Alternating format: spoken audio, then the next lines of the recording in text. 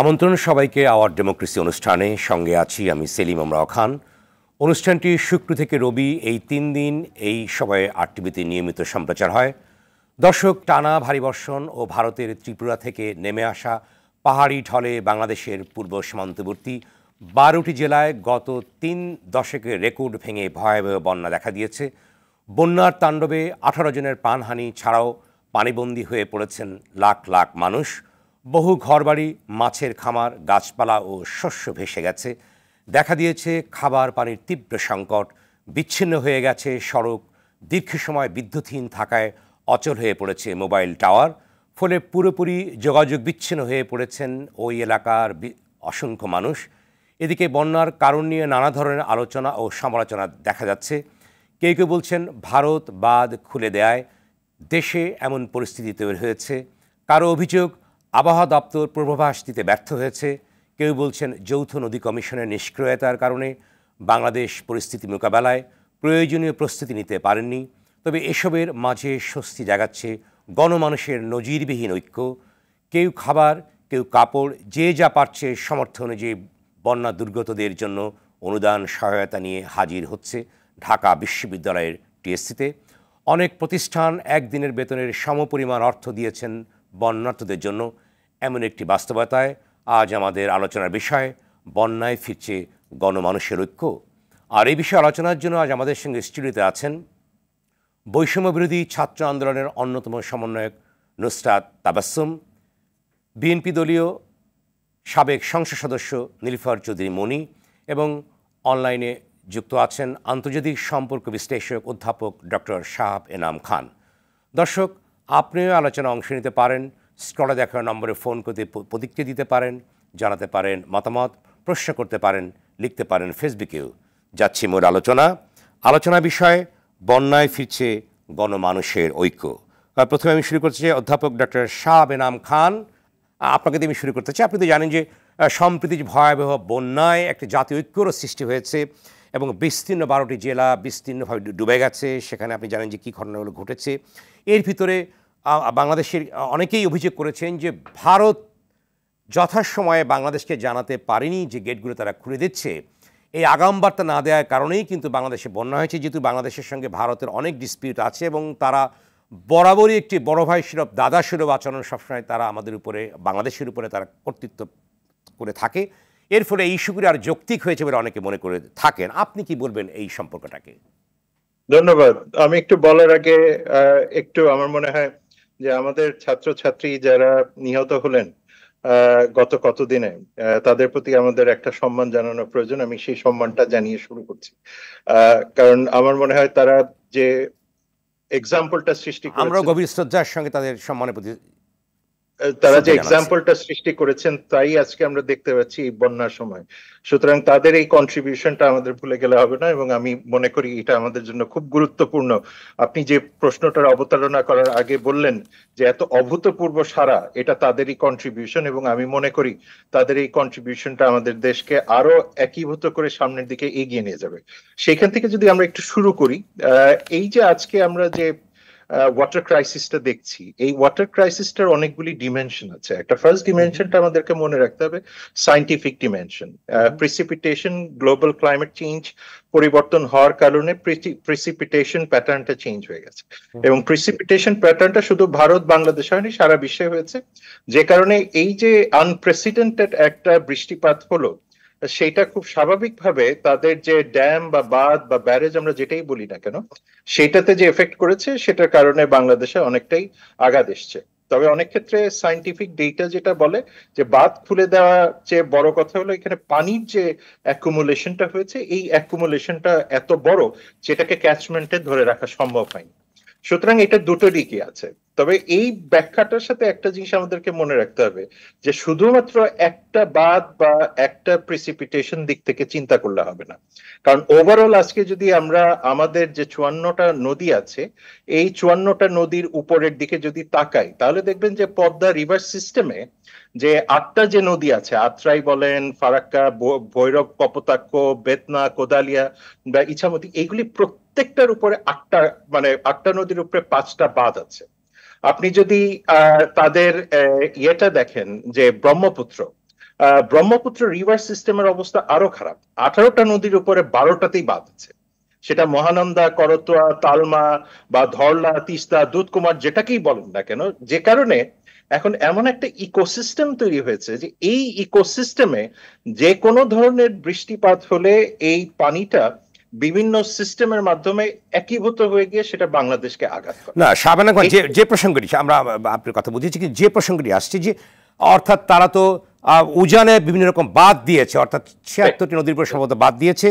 বাংলাদেশের যে আন্তর্জাতিক নদীর যে ন্যায্য হিস্সা, এটি নিয়ে কিন্তু দীর্ঘদিন ধরে কিন্তু বাংলাদেশের মানুষ বলে আসছে, এবং আজকে উপদেষ্টা বলেছেন, পানি সম্পদ উপদেষ্টা, আন্তর্জাতিক নদী আইনের নীতি অনুযায়ী প্রতিবেশী রাষ্ট্রের ক্ষতি করা যাবে না। অর্থাৎ এই যে বন্যাটা হলো, যে ফ্লাড যেটা হলো, এখানে কি আগাম সতর্কতা দেওয়া যেত না? অর্থাৎ বাংলাদেশে যেখানে চলছে এতটা মানে ভয়াবহ অবস্থানের কারণে, অবস্থাটা তৈরি হওয়ার কারণে ভারতের তরফ থেকে দুটা গাফিলতি ছিল। একটা বড় গাফিলতি হলো যে শুধুমাত্র যে বাঁধের ব্যাপারে যে পানিটা আসা সেটা না, ওভারঅল তাদের যে প্রিসিপিটেশন প্যাটার্ন সেটাও বাংলাদেশকে জানানো হয়নি, এবং এই কারণে যেই ধরনের পানির ফ্লোটা তৈরি হয়েছে সেটাও বাংলাদেশকে জানানো হয়।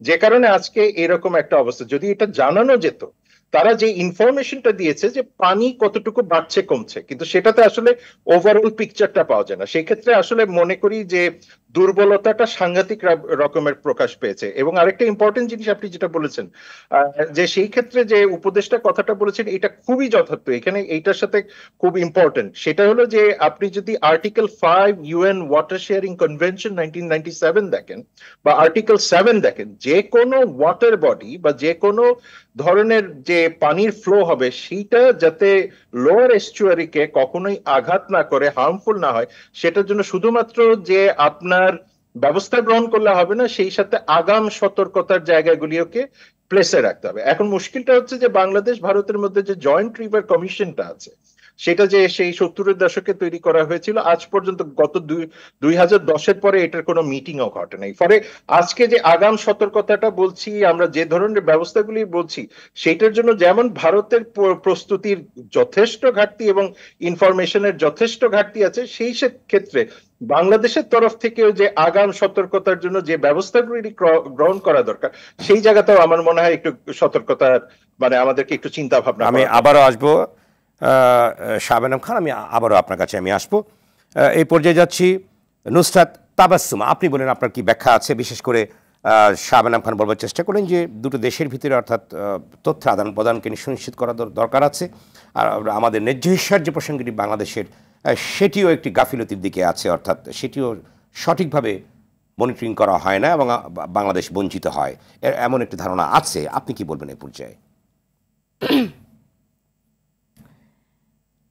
পানি সম্পদ বা অন্যান্য ক্ষেত্রে ভারতের সঙ্গে বাংলাদেশের যে পররাষ্ট্র নীতিগত সম্পর্ক, যদি আমাকে দোষ দিতে হয়, আমি বাংলাদেশের দোষটাই সবার আগে দিব। কারণ অ্যাজ এ বাফার স্টেট বাংলাদেশের কাছে অনেকগুলো সুযোগ সুবিধা ছিল, অনেক ধরনের সুযোগ সুবিধা ছিল কর্তৃপক্ষের কাছে, যার মাধ্যমে বাংলাদেশ, চীন এবং ভারত সহ অন্য অন্য প্রতিবেশী রাষ্ট্রের সঙ্গে সেই ধরনের সম্পর্ক তৈরি করতে পারত, যাতে প্রতিবেশীমূলক সম্পর্ক বজায় মানে সেটাও সুষ্ঠু থাকে এবং একই সঙ্গে বাংলাদেশের মানুষের স্বার্থটাও যেন প্রথমে দেখা হয়।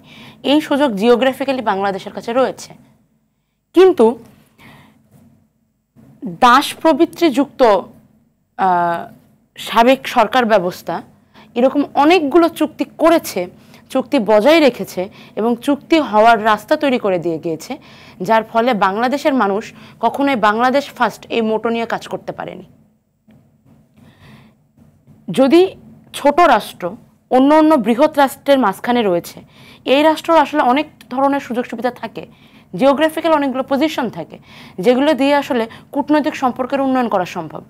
সেখানে শুধুমাত্রই বৃহত্তর বন্ধু রাষ্ট্রের চামচা টাইপের হয়ে থাকাটা একটু খারাপ দেখে না, মানে আমি শব্দটা ব্যবহার করতে চাচ্ছিলাম না, কিন্তু দুঃখজনকভাবে আমাকে ব্যবহার করতে হলো, কারণ আমি তো এখানে জনমানুষের পক্ষ থেকে, ছাত্র সমাজের পক্ষ থেকে আমরা যেটা চিন্তা করি, বাইরে এই ক্যামেরার বাইরে নাম পদবিহীন মানুষরা যেটা চিন্তা করে, তারা ঠিক এরকমভাবেই দেখে এসেছে এতদিন। মংলা বন্দর, বাংলাদেশের ভিতর দিয়ে ট্রানজিশন যাওয়া, তারপরে হচ্ছে এই ধরনের যতগুলা বাংলাদেশের স্বার্থের বাইরে চলে যায়, এই ধরনের যতগুলা বাদ কেন্দ্রিক চুক্তি, ভাটি অঞ্চলে, বাংলাদেশ ভাটি অঞ্চল, নিচু এলাকা, বাংলাদেশের অববাহিকার বিরুদ্ধে গিয়ে এখানে যদি বাঁধ তৈরি করা হয় তাহলে এটা অবশ্যই বাংলাদেশের জন্য বিপজ্জনক। আজকে ডম্বুর বাঁধের কারণে ফেনীতে যে বন্যা হয়েছে, গজলডোবা রয়েছে, ফারাক্কা রয়েছে, বিপদ তো শুধু একদিক থেকে নয়। এদিক থেকে আমি বলবো যে বাংলাদেশের সাবেক সরকারের দুর্বলতা এবং ওই দাস প্রবৃত্তি যুক্ত মানসিকতা ভীষণভাবে দায়ী বাংলাদেশে আজকে যে অবস্থায় রয়েছে পররাষ্ট্রনীতির দিক থেকে, এটার জন্য তারা ভীষণভাবে দায়ী। নতুন সরকার, অন্তর্বর্তীকালীন সরকার যারা রয়েছে তাদের কাছে আমার আবেদন থাকবে যে আপনারা অতি দ্রুত প্রতিবেশী সুলভ একটি পররাষ্ট্র নীতি গ্রহণ করুন, যেখানে প্রতিবেশী রাষ্ট্র হিসেবে বাংলাদেশ তার স্বার্থটা অবশ্যই দেখতে পারবে। আর একই সঙ্গে হ্যাঁ, যদি উজান থেকে বাঁধ খুলে দেওয়া হয় তাহলে অবশ্যই ভাটি অঞ্চলে বন্যা সৃষ্টি হবে। আমরা কিছু খবর এরকমও শুনছি, আবহাওয়া সংক্রান্ত সতর্কতা তারা নাকি কয়েক মাস ধরে দিয়ে যাচ্ছিল। সেই যদি হয় তাহলে এই সরকার তো কিছুদিন আগে গিয়েছে, তাও জনরোষের মুখে, প্রতিবাদের মুখে, আন্দোলনের মুখে তারা এখান থেকে গিয়েছে। তারা কেন বাংলাদেশের আবহাওয়া কাজ করেছে সেখানে কি জবাবদিহিতার প্রসঙ্গ নাই? ভারত অবশ্যই জবাবদিহিতার প্রয়োজন রয়েছে, বাংলাদেশের আবহাওয়া দপ্তরের জবাবদিহিতার প্রয়োজন রয়েছে, একই সঙ্গে ভারতের পক্ষ থেকেও জবাবদিহিতার প্রয়োজন রয়েছে। শুধুমাত্র তারা একটা ব্যাখ্যা দিয়েছে, তারা বাংলাদেশের তথ্য আদান-প্রদান করেছে, দিয়েছে। তাহলে আপনি জনমানুষের সেন্টিমেন্টকে এড়িয়ে কখনো একটা মন্তব্য করতে পারেন না। ভারতের পররাষ্ট্র দপ্তর থেকে যে মন্তব্যটা এসেছে আমাদের কাছে, সেই মন্তব্যের সঙ্গে সারা ভারতের জনমানুষ একমত কিনা, তারা সেটা স্বীকার করছে কিনা, এই বক্তব্যে তাদের মতামতটা কি, সেটা কি মাথায় রেখে ভারতীয় পররাষ্ট্র দপ্তর এ ধরনের মন্তব্য করেছিল, নাকি শুধুমাত্র পরিস্থিতি সামাল দেওয়ার জন্য এ ধরনের মন্তব্য করেছিল, সেটাও তো তদন্ত হয়ে দেখা উচিত। এখানেও একটা তদন্ত হওয়া দরকার।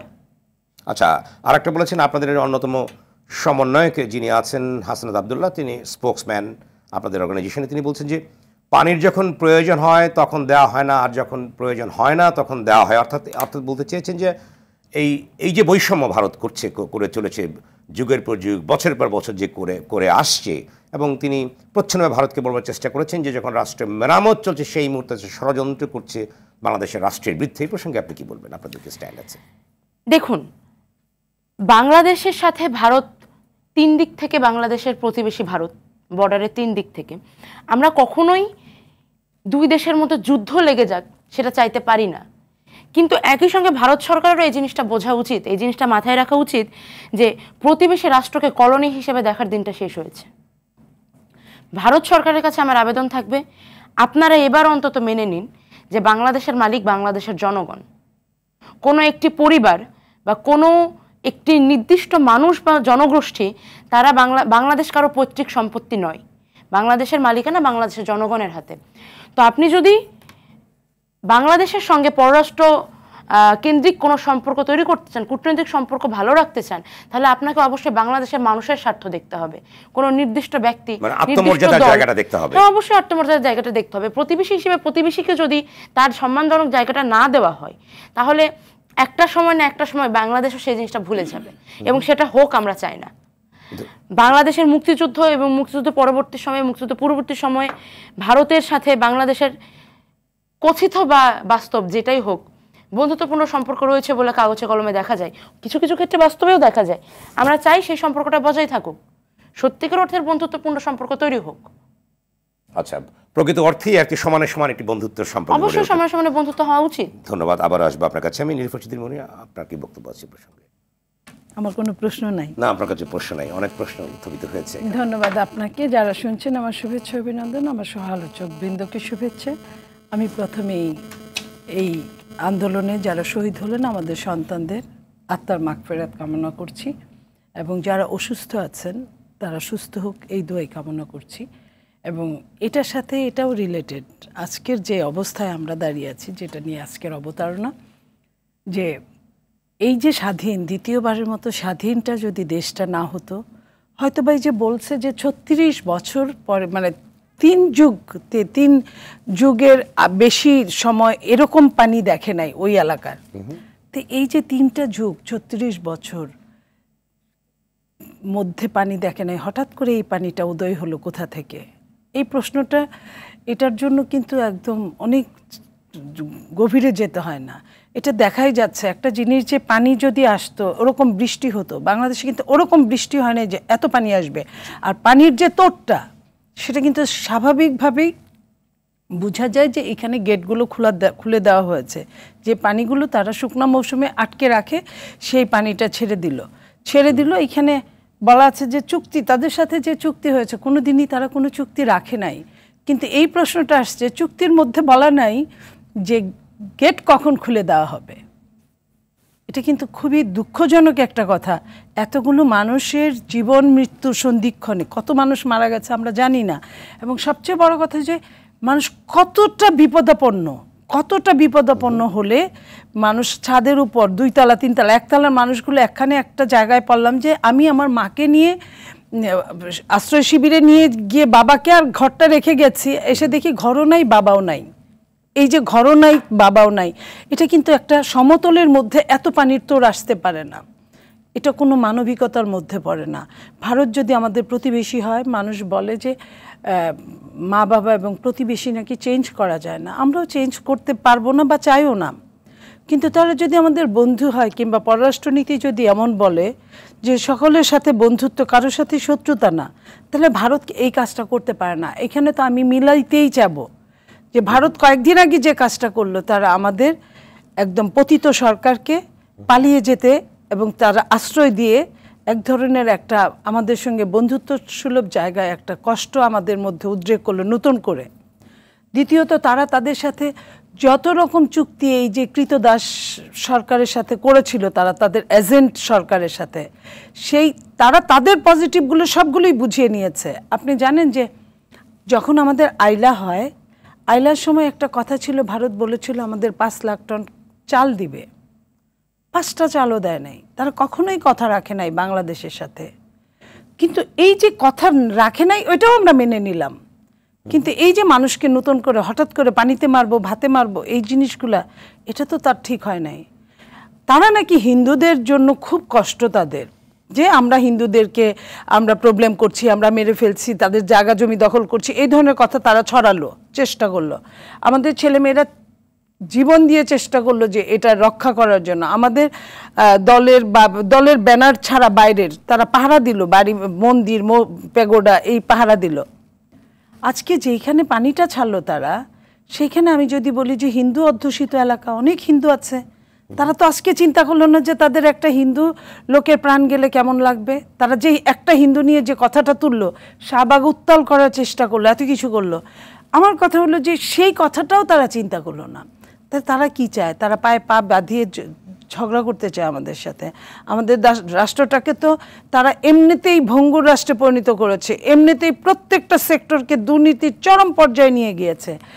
প্রত্যেকটা সেক্টর থেকে তারা ব্যবসা বাণিজ্য করে আমাদের যে মানুষগুলো, আমাদের যে ভাইরা অর্জব করে বিদেশে ভাই বোনেরা এই টাকা পাঠায়, এই টাকার সিংহভাগ টাকা, মানে প্রায় সব টাকাই তারা তাদের দেশে নিয়ে যায়। আমরা তো তারপরেও সহ্য করে আছি, দাদাবাবু বলে আর কত সহ্য করা যায়।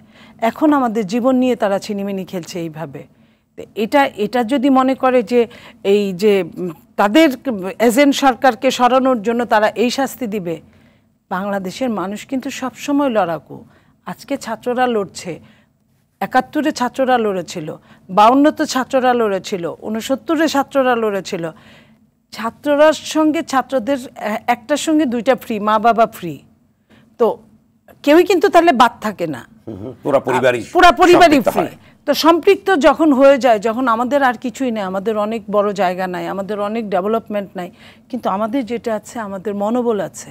সেই মনোবল কিন্তু ভারতের সাথে যখন চায়নার, যখন অরুণাচলের ওখানে যখন দ্বন্দ্ব হয়, ওদের কিন্তু 40,000 আপনার সৈনিকরা কিন্তু অটো ছুটির দরখাস্ত দিয়েছিল, ওরা এত ভীরু। বাংলাদেশেও কিন্তু বিগত দিনে বড়াইবাড়িতে যুদ্ধ হয়েছিল, বাংলাদেশ কিন্তু ওই হিসাবটা করে নাই যে ভারত আমাদের চেয়ে অনেক বড় রাষ্ট্র, অনেক লোক জনগণ বেশি, অনেক উন্নত, কিন্তু ওই কথা কিন্তু চিন্তা করে নাই। তখন কিন্তু এত বর্ডার কিলিংও হতো না। আজকে যেভাবে এই একটা তোষামোদী সরকারের জন্য যেভাবে বর্ডার কিলিংগুলো হয়েছে, তো সেটাও হতো না তখন। সেইখানে কিন্তু বড়াইবাড়িতে আমাদের সৈনিকরা কিন্তু তাদের তাদের হিস্সাটা বুঝিয়ে নিয়েছিল, সো দ্যাট আমাদের সন্তানরা পারবে না, এটা আমি বিশ্বাস করি না। আপনি বলেন যদি মনে যে বিষয়টা হচ্ছে আমাদের যে বাংলাদেশের যে ন্যায্য হিস্সা, আত্মমর্যাদার প্রশ্নে সমান সমান সম্পর্ক একটি স্বাধীন দেশের সঙ্গে, সেক্ষেত্রে ভারত একটি বড় দেশ হিসেবে যদি এগুলো না মানতে চায় সেক্ষেত্রে কি করণীয়? গ্রামে একটা কথা বলে যে শেরের উপর সুয়াশের, বুঝছেন? ভারত এমনিই কথা বলে না, যখন চায়না এসে যখন আবার তিস্তা প্রজেক্ট করতে চায় তখন কিন্তু তাদের মাথা খারাপ হয়ে যায়। আমি যখন না বাঁচবো, একটা মুমূর্ষু মানুষের জন্য সব কিছু হালাল, সব কিছু হালাল। তখন আমি যখন নিজে না বাঁচবো, আমি জানি না এখানে আন্তর্জাতিক সম্পর্কের টিচার আছেন, উনি আরো ভালো বলবেন, তারপরেও আমি আমার জায়গায় বলছি, আমি আমার হিসাবটা যেটুকু বুঝি, তখন কোন দিক দিয়ে গেল আমি ওটা বুঝবো না। হ্যাঁ, তো ওই যে এক লোক গ্রামে ঝড় আসছে, খুব গরিব মানুষ, তো ঘর নড়ছে, তো এখন খুঁটি ধরে বলে যে আল্লাহ উত্তরে যা, দক্ষিণে যা, পূর্বে যা, পশ্চিমে যা। এরপরে একটা সময় ঘরটা পড়ে যায়, পড়ে যাওয়ার পরে এখন সেই লোক বলে এখন যে দিক দিয়ে ইচ্ছে ওই দিক দিয়ে যা। তো আমার যখন নিজের ঘরবাড়ি থাকবে না, আমার যখন নিজের অস্তিত্ব থাকবে না, তখন কার অস্তিত্ব কোথায় গেল সেটা আন্তর্জাতিক যে আমি লাইনটা শেষ করি, আন্তর্জাতিক যে আইনটা, সে আইন ভারত মানে নাই। ভারতের উপর যদি আমি আমার সামর্থ্য শক্তি নাই বলে আমি হয়তো বা চুপ করে আছি, কিন্তু আর কেউ যদি সেটার উপর দিয়ে আরেকটা দেখায়, আমি তো সেটা না করব না। কারণ আন্তর্জাতিকভাবে তারা কোনোভাবেই পারে না। ফারাক্কা 7 দিনের জন্য চেয়েছিল শেখ মুজিবুর রহমানের সময়, যে 7 দিনের জন্য আমরা অন টেস্ট করব। আজকে 52-53 বছরে 54 বছরে তাদের 7 দিন আর যায় নাই। তারা আমাদের কখন কতটুকু পানি দেয়, যতটুকু বলে ততটুকুও দেয় না, তার অর্ধেকও দেয় না, তার অর্ধেকও দেয় না। তা একটা আজকে আপনি 54টা নদীর প্রায় সব শুকিয়ে ফেলেছেন, আপনার ব্রিজই হয়েছে, আপনার যমুনা ব্রিজ হয়েছে, যমুনায় পানি নাই এরকম, কিন্তু 54 নদীর কোনোটাতেই নাই।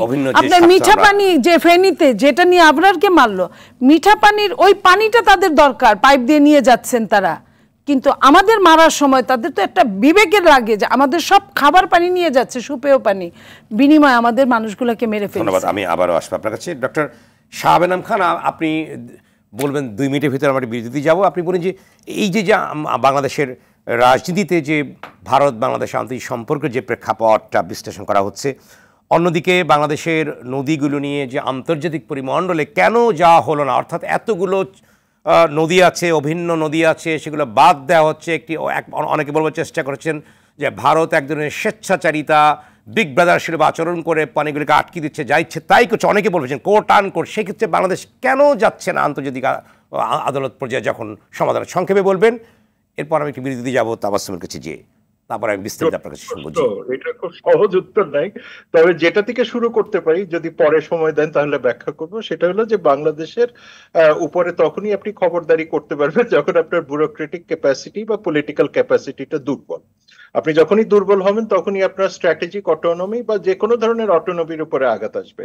সুতরাং আমার কাছে মনে হয় যে বাংলাদেশের 3টা ইনহেরেন্ট লিমিটেশন আছে। প্রথমটা হলো যে ব্যুরোক্রেটিক ক্যাপাসিটি, এই ধরনের জটিল লিগ্যাল এবং টেকনিক্যাল সাবজেক্টকে ডিল করার মতো যথেষ্ট ব্যুরোক্রেটিক ক্যাপাসিটি বাংলাদেশের ছিল না, এবং ইনফ্যাক্ট ভারতেরও নাই। এটা হলো একটা, যে কারণে আমরা সবসময় পানিকে ইঞ্জিনিয়ারিং পয়েন্ট অফ ভিউ থেকে দেখেছি, যে কারণে আমরা লাইভলিহুডস বা সোশিও পলিটিক্যাল দিকটা কখনো দেখিনি, যে কারণে আজকে এরকম একটা বড় দুর্ঘটনা ঘটতে যাচ্ছে। দ্বিতীয় যে জিনিসটা আছে সেটা হলো যে পলিটিক্যাল উইল। একটা হলো যে পলিটিক্যাল উইল থাকে, আপনি যদি ভারতের পার্সপেক্টিভ থেকে দেখেন, সে তার ন্যাশনাল ইন্টারেস্টের জন্য যা যা করার তাই করছে। অর্থাৎ তিস্তার উপরে সে 5টা বাঁধ দিয়েছে, হাইড্রো ইলেকট্রিসিটি তৈরি করছে, সেটা থেকে গজলডোবাতে পানি আসছে, সেখানে পানি থাকছে না, সেটা দিয়ে বিহারে চলে যাচ্ছে, বিহার যেটাকে আমরা বলি যে একদম সবুজ হয়ে যাচ্ছে। এখন মমতা ব্যানার্জি বলছেন যে আমার কাছে পানি নাই। মুশকিলটা হলো তাহলে মমতা ব্যানার্জি সেখানে বাধা দিচ্ছেন না কেন, বরং বাংলাদেশের কাছে পানি আসতে চাইলে তিনি বাধা দিচ্ছেন। ফলে এই জায়গাতে আমার মনে হয় দ্বিতীয় যে বিষয়টা সেটা হলো যে ইঞ্জিনিয়ারিং পার্সপেক্টিভের বাইরে আমরা এটাকে কখনো দেখি নাই, এবং যে কারণে আর লাস্ট যেটা, যে আমাদের যে 2 দেশের মধ্যে একটা জয়েন্ট রিভার কমিশন ছিল 1972-তে তৈরি হওয়া, এটার মেইন কারণটাই ছিল যে যাতে পানিটা প্রপারলি ডিস্ট্রিবিউটেড হয়। কারণ আমরা কিন্তু দেখেন ইন্টারেস্ট রেখে দিয়েছি তিস্তার উপরে বা গ্যাঞ্জেস, বাকি 50টা পানির কথা কিন্তু প্রায় ভুলে যাই। যে কারণে আপনাকে প্রথমেই বললাম যে পদ্মা ডেল্টা বলেন বা পদ্মা রিজিয়নটা বলেন, হিমালয়ান রিজিয়নটা বলেন, গ্যাঞ্জেসটা বলেন, প্রত্যেকটা জায়গায় যে নতুন নতুন ড্যাম হয়েছে সেইগুলিকে কাউন্টার করার মতো যে ডিপ্লোম্যাটিক। শাহাব আনাম খান, আপনার কাছে আমি আজও বিস্তারিত শুনবো। আমি তাবাসসুমের কাছে যাবো, কারণ তাবাসসুম চলে 12টার ভিতরে চলে যাবে, আমাদের জানিয়েছে সে।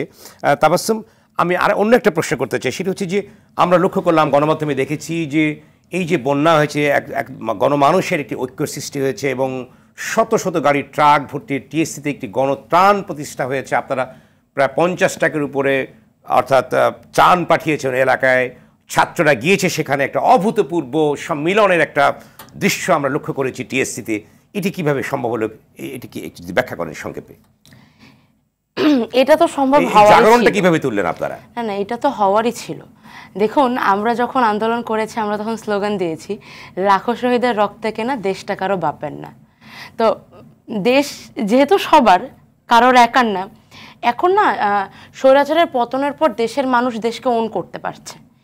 দীর্ঘদিন যখন আপনি হ্যাঁ অবশ্যই, দেখুন, দীর্ঘদিন আপনি যখন দেশের মানুষকে তার অধিকার এবং দায়িত্ব দুইটা থেকেই দূরে রাখবেন, মানুষ ভোট দিতে গিয়ে শুনবে ঘরে চলে যান, আপনার ভোট দেওয়া হয়ে গেছে, বা মানুষ যখন কাজ করতে গিয়ে শুনবে যে এই কাজ অমুক জায়গা থেকে না পাশ করায় নিয়ে আসলে হবে না, তখন ধীরে ধীরে মানুষ আসলে দেশকে নিজের ভাবাটা বন্ধ করে দেয়। আপনি যে কাজের আপনার কোনো অধিকার নাই, দায়িত্ব নাই, আপনি সেটা কেন আর ওন করবেন? সেটা সরে যাওয়ার পর, সেই ব্যারিয়ারটা সরে যাওয়ার পর এখন দেশের মানুষ দেশকে নিজের বলে ভাবতে পারছে। শুধু আজকের গণত্রাণ কর্মসূচি কেন, আপনি এর আগে দেখেন ছেলেপেলে রাস্তায় নেমে ট্রাফিক সামলেছে, রাস্তা পরিষ্কার করেছে, আন্দোলনের পর দেওয়াল পরিষ্কার করেছে, তারপর ভেঙে যাওয়া যায় জিনিসপত্রগুলা মেরামত করার চেষ্টা করেছে যতটুকু তাদের পক্ষে সম্ভব। আর এখন এই যে বন্যার মধ্যে কয়েকটা কথা উল্লেখ করি, আমাদের এই যে টিএসসিতে বৈষম্য বিরোধী ছাত্র আন্দোলনের ব্যানারে যে গণত্রাণ কর্মসূচি চলছে, এখানে আজকে আমরা 22টার ওপরে মাটির ব্যাংক পেয়েছি, সবগুলো 10 বছরের কম বয়সী বাচ্চাদের দিয়ে যাওয়া। তারা এটাতে কেউ সাইকেল কেনার জন্য, কেউ হয়তো অন্য কিছুর জন্য শখ করে টাকা গুছাচ্ছিল, আমরা যেরকম ছোটবেলা থেকে গুছাতাম সেরকম। অনেক প্রবাসী দেখা যাচ্ছে কিছুদিনের জন্য দেশে এসেছেন, তারা এখানে এসে সাহায্য দিয়ে যাচ্ছেন। হিন্দু ভাইয়েরা, মুসলিম ভাইয়েরা, বৌদ্ধ ভাইয়েরা, খ্রিস্টান ভাইয়েরা, সবাই যে যার জায়গা থেকে যার, এই যে কিছুদিন আগে, জাস্ট কিছুদিন আগে, হ্যাঁ শেষ করছি, কিছুদিন আগে সাম্প্রদায়িক ঘটনা বলে যে সাম্প্রদায়িক কার্ডটা খেলার চেষ্টা হলো, এই একটি দায়িত্বর জায়গা কিন্তু প্রমাণ করে দিয়েছে যে বাংলাদেশের মানুষ যখন বিপদ এসে যায় তখন একতার প্রশ্নে কোনো কার্ড নিয়ে খেলা যায় না। বাংলাদেশ থেকে স্বৈরাচারের কালো মূর্তি সরে যাওয়ার পর এখন সবাই নিজের জাত, ধর্ম, ব্যারিয়ার ভুলে গিয়ে বাংলাদেশকে ওন করতে পারছে, এবং আমি স্বপ্ন দেখি এবং বিশ্বাস রাখি সামনের দিনেও এই একতা বজায় থাকবে। ধন্যবাদ আপনাকে তাবাসসুম। আমরা অবশ্যই চাই যে এটি ঐক্যবদ্ধ জাতির অগ্রযাত্রায় উন্নয়ন আরও সাধিত হবে। আর ধন্যবাদ। একটি আরও বিরতিতে যেতেই হচ্ছে দর্শক। আওয়ার ডেমোক্রেসি অনুষ্ঠানে নিশ্চিত ছোট্ট বিরতি, সঙ্গেই থাকুন।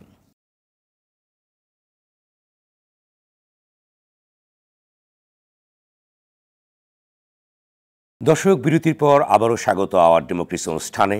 সঙ্গে আছি আমি সেলিম আমরাও খান। আলোচনার বিষয়ে বন্যায় ফিরেছে গণমানুষের ঐক্য। এই পর্যায়ে আমি আবারও যাচ্ছি শাহাব এনাম খান, আপনার কাছে আমি যাচ্ছি। শাহাব এনাম খান, শুনতে পাচ্ছেন আমাকে? শুনতে পাচ্ছি, হ্যাঁ। আপনি বলুন যে যেটি আমাদের সমন্বয়ক নুসরাত তাবাসসুম উনি বলেছেন যে ভারতের সঙ্গে আমাদের আত্মমর্যাদার সম্পর্ক হতে হবে, অর্থাৎ দাস প্রভুভৃত্যের সম্পর্ক হবে না, সমানে সমান আমাদের চলতে হবে, যেহেতু এটি স্বাধীন রাষ্ট্র বাংলাদেশ। এটি কিভাবে সম্ভব? ধন্যবাদ। আমি যেটা মনে করি যে ওর যে সেন্টিমেন্টাল ভ্যালুটা আছে এটা খুব গুরুত্বপূর্ণ বোঝা। কারণ হলো বাংলাদেশের সাথে সম্পর্কের ক্ষেত্রে কিন্তু যেটাকে আমরা বলি যে ইভেন হ্যান্ডেড হওয়া দরকার, সেটা কিন্তু অনেক বছর ধরে হচ্ছে না। আপনি দেখেন এখানে একটা মজার এক্সাম্পল দিই, ইন্ডাস ওয়াটার ট্রিটি বলে একটা ওয়াটার ট্রিটি আছে, সিন্ধু নদকে নিয়ে যে ট্রিটিটা ভারত এবং পাকিস্তানের মধ্যে। এটা 1960 সালে হয়, যেটা ওয়ার্ল্ড ব্যাংকের মাধ্যমে হয়। তো সেইখানে দেখা যাচ্ছে যে তিব্বত থেকে মানে চীন থেকে যে পানিটা এসছে অ্যারাবিয়ান সি পর্যন্ত এবং কাশ্মীরের ভিতর দিয়ে, এটা মনে রাখতে হবে, কাশ্মীরের ভিতর দিয়ে ডিসপিউটেড কাশ্মীর দুই দিক থেকে যে পানিটা এসছে, সেটাতে কিন্তু একদম একটা ইভেন হ্যান্ডেড সম্পর্ক পাকিস্তান এবং ভারতের মতো দুটো হোস্টাইল কান্ট্রির মধ্যে।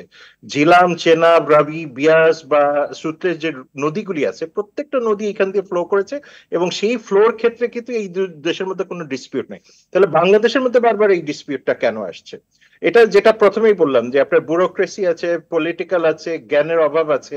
জয়েন্ট রিভার কমিশন করা হয়েছে, কেউ সিরিয়াস হয় না যে জয়েন্ট রিভার কমিশন আসলে ভবিষ্যতে কি কাজ করবে। মানে এফিসিয়েন্সি, ব্যুরোক্রেসির এফিসিয়েন্সি কথা বলতে চেয়েছেন আপনি? নিশ্চিত যে সেই কারণে আমাদের যে ব্যুরোক্রেসি থেকে যে ধরনের প্রেসার আসা দরকার। ভারতের একটা জিনিস যেটা, যে ভারতের ব্যুরোক্রেসি সাংঘাতিক রকমের একটা বড় ইনফ্লুয়েন্সটাকে পলিটিক্যাল ডিসিশনে এক্সিকিউট করার ক্ষেত্রে, পলিটিক্যাল ডিসিশন যদি ব্যুরোক্রেসির বিরুদ্ধে যায় তাহলে ব্যুরোক্রেসি সেইভাবে ব্যবহার করে, পক্ষে গেলে সেইভাবে ব্যবহার করে।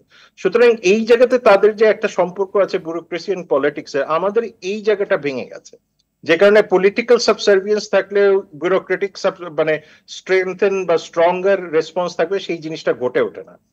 যে কারণে আমার মনে হয় এই ধরনের একটা সেন্টিমেন্ট এখন তৈরি হচ্ছে, যেটা আমি মনে করি যে যথেষ্ট ভ্যালিড। এছাড়াও যদি আপনি দেখেন যে বাংলাদেশের ভারতের ইকোনমিতে যে কন্ট্রিবিউশন, আমরা সারা জীবন করে শুনেই আসি যে ভারতের বাংলাদেশের কন্ট্রিবিউশন, আপনি দেখেন প্রতি $4 $1 বাংলাদেশ থেকে যায়। বাংলাদেশ থেকে ইকোনমি, লার্জেস্ট ইকোনমি, মানে তার লার্জেস্ট ট্রেডিং পার্টনার সাউথ এশিয়াতে বাংলাদেশ, তার ইকোনমিক ক্যাপাবিলিটি আছে বলেই তো লার্জেস্ট ট্রেডিং পার্টনার। আপনি যদি দেখেন যেই পরিমাণ রেমিটেন্স বাংলাদেশ থেকে যাচ্ছে, সেটা নিয়ে তো এখন যথেষ্ট কথাবার্তা হচ্ছে। তার মানে কি, যে আমাদের ন্যারেটিভস এর মধ্যে এই জায়গাতে দুর্বলতা। আমরা সবসময় ধরে রাখি যে আমাদের পার্শ্ববর্তী দেশ, সেটা ভারত হোক, আবার যদি মার্কিন যুক্তরাষ্ট্র, চীন ছাড়া বোধহয় আমাদের খুব একটা গতি নাই। ফলে আমাদের নিজেদের ন্যারেটিভস একটা বড় প্রবলেম আছে। বাংলাদেশের ফরেন পলিসির ক্ষেত্রে আপনি যদি দেখেন যে ভারতের সাথে কিন্তু আমাদের যে বাইল্যাটারাল পানিগুলি, কোনোটারই যেটাকে আমরা বলি ন্যায্য হিসাব, সেটা কিন্তু খুব একটা হয়নি, এক্সেপ্ট ফর আপনার গ্যাঞ্জেস ট্রিটি, এবং গ্যাঞ্জেস ট্রিটি কিন্তু এক্সপায়ার করে যাবে। এইদিকে যদি দেখেন আমাদের যে পানিটা চুক্তিটা যেটা আমাদের তাদের সাথে সুরাহা হয়েছে, সেটা ইন্টারন্যাশনালি হয়েছে। অর্থাৎ বে অফ বেঙ্গলে যে আমাদের যে ম্যারিটাইম ডিমার্কেশনটা হয়েছে মায়ানমার এবং ভারতের সাথে, সেটা বাইল্যাটারাল হয় নাই, সেটা মাল্টিল্যাটারাল হয়েছে ইটলসে।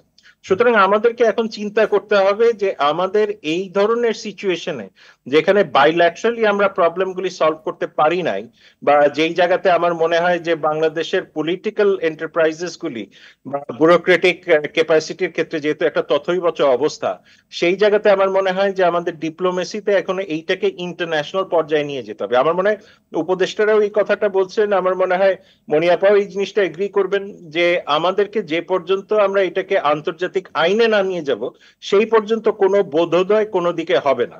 এবং সেটা হলো একটা বিষয়। আরেকটা জিনিস আমাদেরকে মনে রাখতে হবে যে রিজিওনাল পলিটিক্সে, মানে যেটা আমার কাছে মনে হয় যে খুব গুরুত্বপূর্ণ, যে আমাদের পলিটিক্যালি আমরা মনে হয় যে আমরা নিজেদের যে ন্যাশনাল ইন্টারেস্ট, যে অন্যের ন্যাশনাল ইন্টারেস্ট নিয়ে অনেক বেশি চিন্তিত।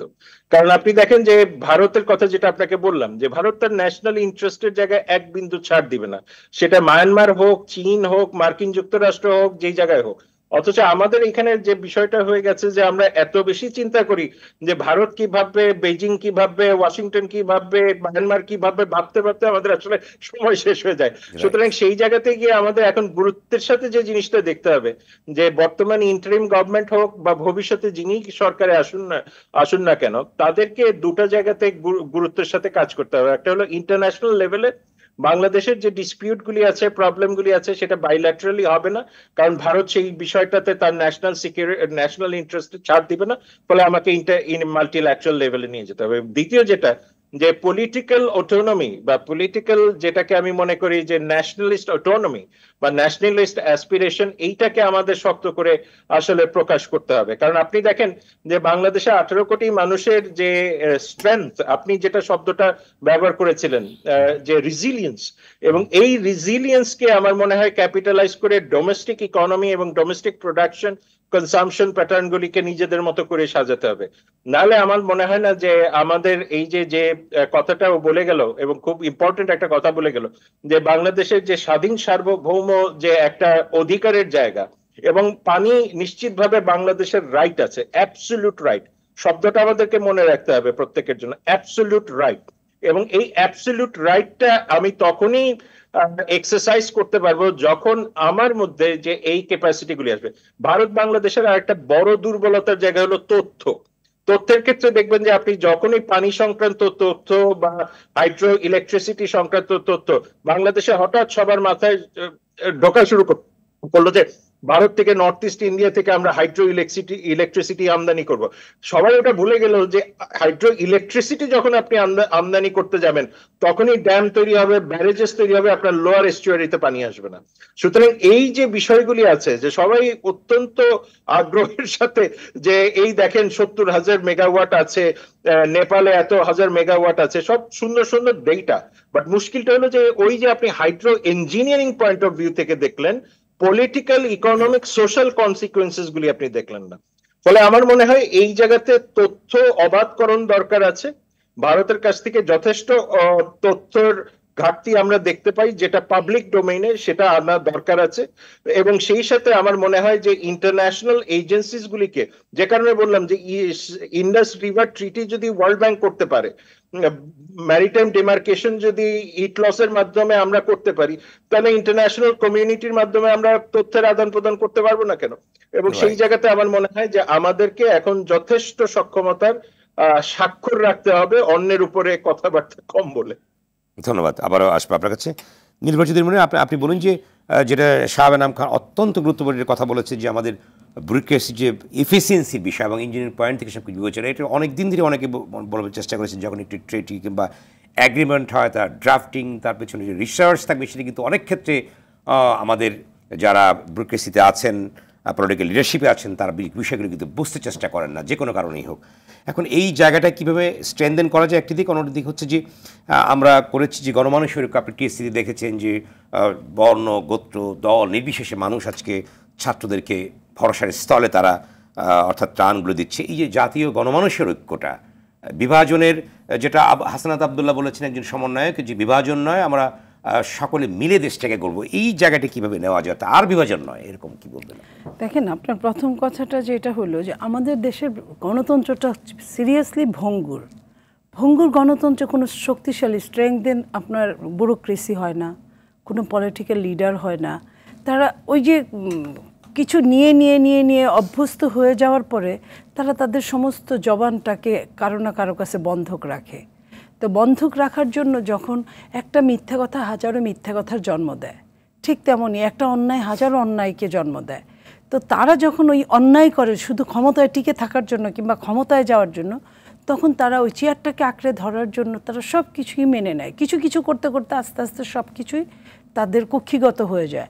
যে কারণে প্রতিবেশী দেশটা তারা যেভাবে চেয়েছে, শুধু পানিটাই যে এটা তা না, কিন্তু প্রত্যেকটা সেক্টরে আপনি দেখেন, আমার 1 কিলো জায়গা করতে, রাস্তা বানাতে যদি খরচ লাগে 100 কোটি টাকা, সেইখানে আমার গাড়ি গেলে আমাকে দিতে হবে সেইখানে প্রতিবার যাওয়া আসার সময় 50 টাকা, অথচ এত বড় বড় গাড়ি আরেক প্রতিবেশী দেশের যাবে, সেখানে 20 টাকাও দিতে হবে না। তথ্য ইনপুট দিতে চাই আপনাকে, বাণিজ্য ঘাটতি আছে, অন্যদিকে বাংলাদেশের টেলিভিশন চ্যানেলগুলো ওখানে দেখা হয় না, আরো বিষয় আছে যে তারা অর্থাৎ বাংলাদেশের পণ্য তো ঢুকতে দেন, অনেক সময় ঢুকতে গেলেও তারা অনেক বাধাগ্রস্ত করে, যেটা 7 সিস্টার ঢুকতে গেলে তারা বাধা সৃষ্টি করে। বিশাল একটা বৈষম্য।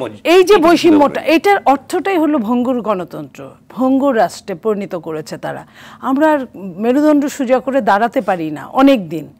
এই যে এখন যে সরকারটা এসছে, এই যে কথাগুলো বলছে, বলা যায়, বলতে খুব সহজ, কিন্তু কাজ করতে গিয়ে আপনি খেয়াল করেন আমাদের 2 জন নেতা কিন্তু খুন হয়েছে বাংলাদেশে, এবং তাদের কিন্তু একটা হাত ছিল, নিরবিচ্ছিন্ন একটা হাত ছিল। এটা বোঝা যায় কিন্তু বলা যায় না, এটা আঙ্গুল দিয়ে আপনি বলতে পারবেন না। শেখ মুজিবুর রহমান বলেন, শহীদ প্রেসিডেন্ট জিয়াউর রহমান বলেন, একই অবস্থায় তারা কিন্তু তাদের ন্যায্য হিসাব চাইতে গিয়ে কিন্তু আপনার যেই দিন শেখ মুজিবুর রহমান বলেছিল হিথ্রু বিমানবন্দর থেকে এসে দিল্লিতে যে আপনার সৈন্য কবে সরাবেন, সেই দিনই কিন্তু তার নামে একটা লেখা হয়েছিল যে সে কতদিন থাকবে। ঠিক তেমনই তালপট্টি নিয়ে যেই দিনই জিয়াউর রহমান এটা বলতে গিয়েছিল যে আমার ন্যায্য হিস্সাটা আমাকে দাও, সেই দিনই কিন্তু তারও আমলনামা লেখা হয়েছিল। সো এই জায়গায় 2 জন নেত্রীকে রেখেছিল অনেকদিন, তারা নিজেদের মধ্যে দ্বন্দ্ব, চরম পর্যায়ে নারী সুলভ দ্বন্দ্বতা তৈরি করে দিয়েছিল, দিয়ে তারা বাকিটুকু তারা নিয়েছে। আর গণতন্ত্র দুর্বল থেকে দুর্বলতর হচ্ছিল। আমার ভোট আমি দিব, যাকে খুশি তাকে দিব, এটার কোনো দিন আমরা আর বলতে পারি নাই। এই 20 বছরের মধ্যে হ্যাঁ, সেই যেটা ছিল না, সেটা না থাকলে আরো দুর্বল হয়। একে তো ছোট রাষ্ট্র আমরা, 2 শুধু মানুষই আছে, আমাদের অন্য কিছু না। শুভরাত্রি দর্শক, আপনার পরিচিতি বলুন সংক্ষেপে আপনার প্রশ্নটি। হ্যালো, আসসালামু আলাইকুম। ওয়ালাইকুম আসসালাম।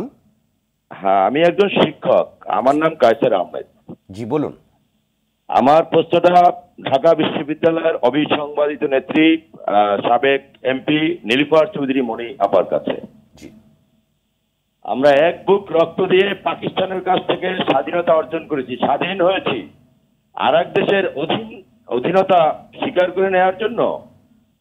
আর দ্বিতীয় প্রশ্ন সেলিমে ওমরাও খান আপনার কাছে, যে আমরা কিছুদিন আগেও দেখলাম পালানপুর তাহাজ্জুদ নেত্রীর ওখানে যারা তৈলবাস সাংবাদিক তারা আজকে কোথায়, তাদের অ্যাড্রেস জানেন কি? ধন্যবাদ আপনাকে, আমাদের সঙ্গেই থাকুন।